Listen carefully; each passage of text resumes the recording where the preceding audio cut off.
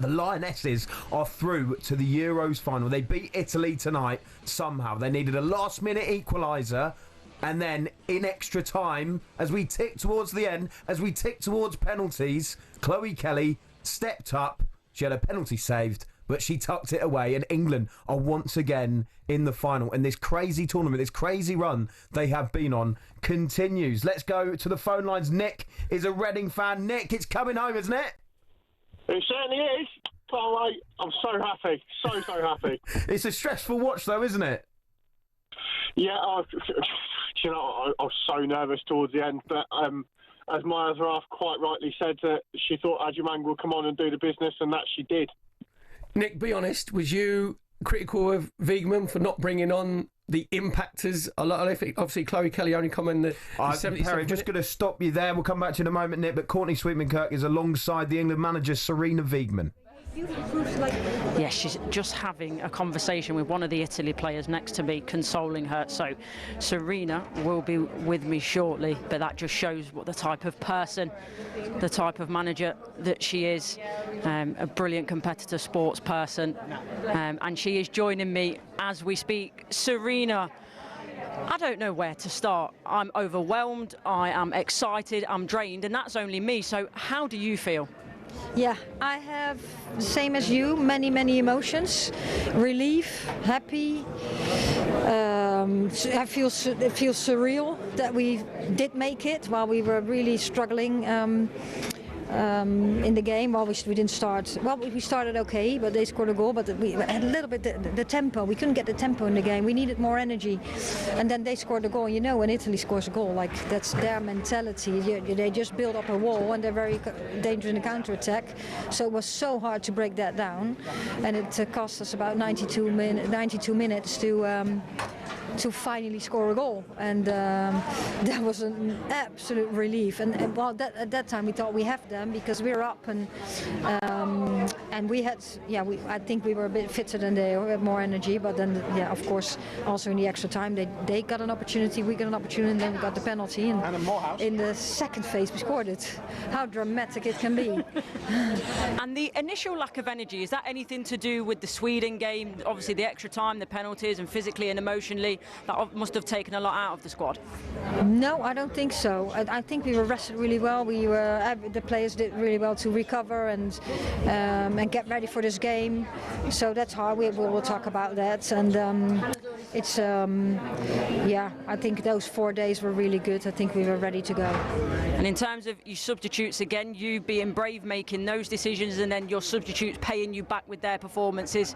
Now, in particular, again, Michelle Ajimang coming on, Chloe Kelly. Just how proud of you are them for the fact that they're disappointed, obviously, that they don't start, but still coming on and making such a big impact? Yeah, they just accept their role, and they're ready, and they get ready, and they know they have a huge contribution to the team. And I think what I said before too, you could bring so many players on the pitch, and I make the decisions, but everyone's ready to go. So today also Agi came in, and she made it very difficult for their defenders too, together with Michelle, with the two of them. And then of course when we had to go back because we scored 1-1, then Agi goes to the left side, and she knows exactly what to do too. So they're really well prepared. They're ready to go, and they brought something extra, and that's what the team needed. So that's really nice to have, and it says a lot about this team.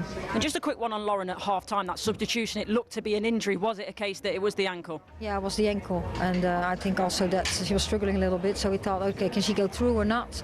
But no, she really had to go out. Okay, Sarina, congratulations. We will see you in the final. Well done. Thank you. See you soon. See you soon. Enjoy. There we go. Sarina Wiegman alongside Courtney Sweetman-Kirk there. We were chatting to Nick, the Reading fan. I mean, Nick, you heard it there. She said it. It was relief. It was happiness. And she talked about that drama. I mean, it's been some tournament, hasn't it, for the England fans to watch. And, of course, for these players and the manager. In terms of Lionesses, I think it's been the toughest tournament that I've sat and watched through. But not once have I ever sat there and doubted any decision Sarina Wiegman's made. Whatever's happened, she's brought the right players on at the right time, and I'm going to call for it on the national radio. I think if Gareth Southgate can get a knighthood, I think the very next honours list, Sarina Wiegman's name should be up there for an honorary damehood. That's a brilliant shout, Nick. And to be fair to Sarina Wiegman, she's very Southgate-like in her substitutions, because all England fans, for England men's team and the women's team, they're looking at it going, come on, you've got to bring the subs on. You've got to bring subs on after like 55, 60 minutes. But she waits and waits. And trust me, Chloe Kelly would have been fuming that Beth Mead got on before her at half-time. But they channel their energy into positivity. Absolutely. And you can see the absolute faith that she has in the players that she brings on, and they're obviously well spoken to, well drilled. They know exactly what they're doing, where they need to be, when they need to be there, and this is why we pull off the results we pull off. Nick, great call. 03717 22 33 44. It's interesting hearing Sarina Wiegman talk to Courtney Sweetman-Kirk there, because you've just said Chloe Kelly would be absolutely fuming with not starting that game, and I can understand. Not starting and not coming on at half time. Exactly. Yeah. Right, and it was late in the game, wasn't it, when she came on? Actually, 77th minute. That is late to impact the game, which she did. But in that interview just there, Sarina Wiegman said that her and the likes of Michelle Adjemang as well accept their role. Do you believe that? Do you actually think that these players are accepting that they are the finishers, if you want? Yeah, I don't embrace think, that? Accepting is probably the wrong word, because you are disappointed you're not playing. But what they do is there's no egos. They put their egos to one side, because, let's be honest, a lot of players would have a bit of a sulky attitude thinking I should be starting. They're like, okay, what I'm going to do is I'm going to prove you wrong. But what you're doing is by proving Sarina Wiegman wrong, you're proving her right, because they're coming on and they're having the impact on the game that she wants them to have. So should Chloe Kelly start the final? Yes. No, but you think about it, on performances, 100%. Yeah. And obviously Lauren James might be injured, so then obviously there's that place that's freed up in the front three. On the right hand side, obviously Beth Mead came on, and the thing with Chloe Kelly, with Adjemang, with Beth Mead, is it's their energy they bring to it, but it's also their know-how. Because if you looked, I said about Beth Mead coming on, the run she makes across Giuliani is exactly what you should do at the right time. It might not be highlighted, but you need a forward who's going to get across the near post to get in the goalkeeper's eye line. That's exactly what she does. Then we can get 4 or 5 bodies in the box. Adjemang then drops off, because she's thinking, right, what if a ball drops down? What if the goalkeeper doesn't get it? So that is, again, instinct. And the finish was fantastic. And Beth Mead gets herself in the box to get brought down by Severiani. So, it's working. And Adjemang now is the new Edward Woodward. Now, this is one for the teenagers. She is the equaliser. So you can Google it. You can Google it. Didn't the Equaliser 3 come out recently? I'm thinking of something completely different, aren't I? Probably. Ed Woodward, didn't he? Wasn't he at Manchester United for a bit? Edward Woodward. Yeah. Actually, he made better signings than Ed Woodward did, didn't he? So he'd been all right. I heard Adjemang described as an agent of chaos. I think that's perfect. For what she brings when she comes on. Matt is a Leicester fan. He's called 03717 22 33 44. Matt, how did you find that, mate?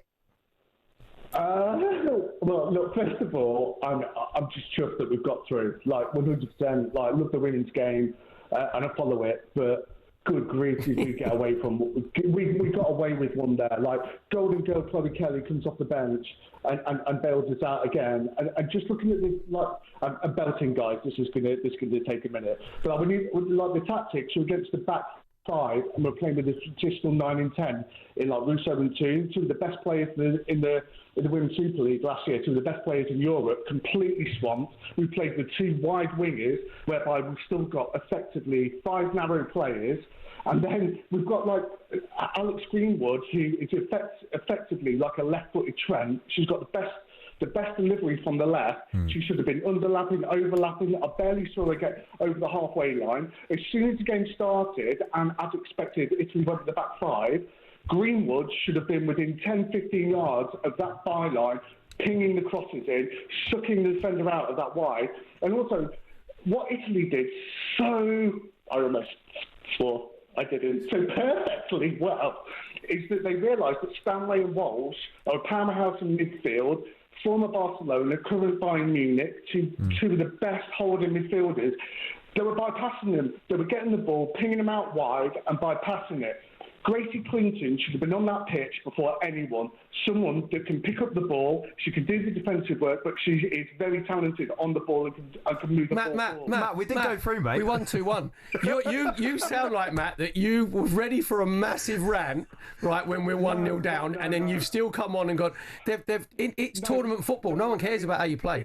No, but it shouldn't come down to that. Let's be realistic about where Italy. Let's be realistic about where Italy is a women's footballing nation. They've been professional for 3 years.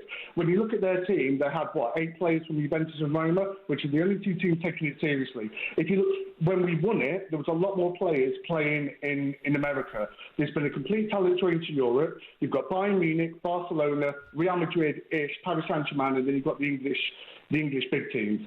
And then Lyon as well. And then obviously the London Lionesses that are being brought through by the lady that has recently bought...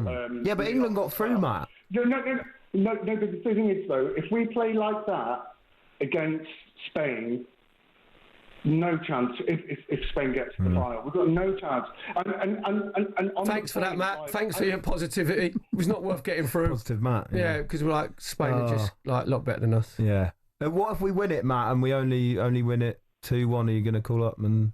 Or win it on pens? No.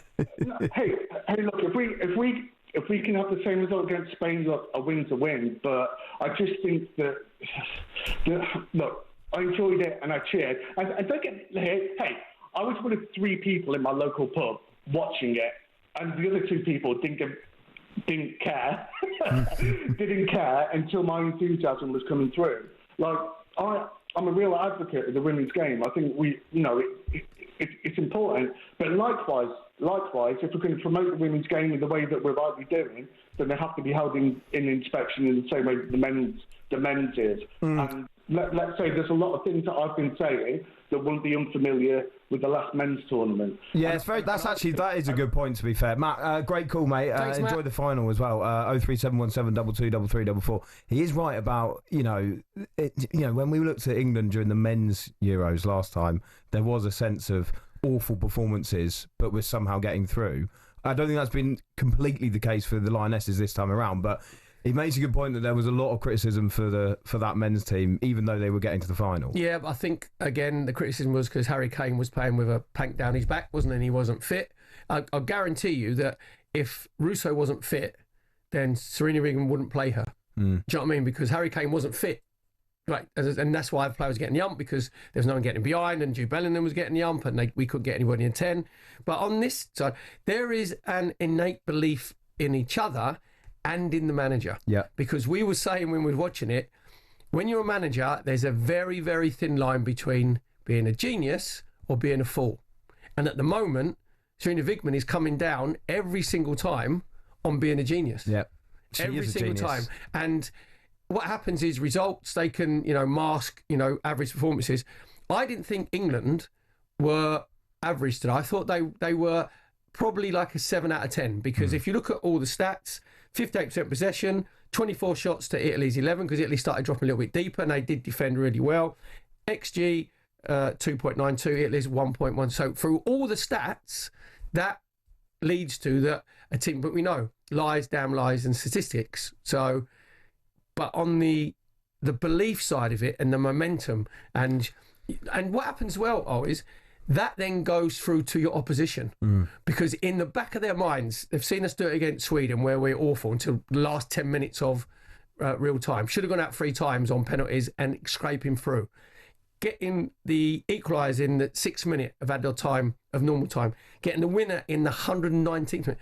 All of a sudden, other team, it'll be Germany or Spain, other teams look at that, and in the game, you start thinking, this team have got it in them. This team, don't give up. Someone's going to find something. And they've been delivering every single time. So I understand Matt's technical side and what he's looking at, but cup football, nobody cares. Yeah. You just it's tournament get through to the next football, round. Perry. It is tournament football.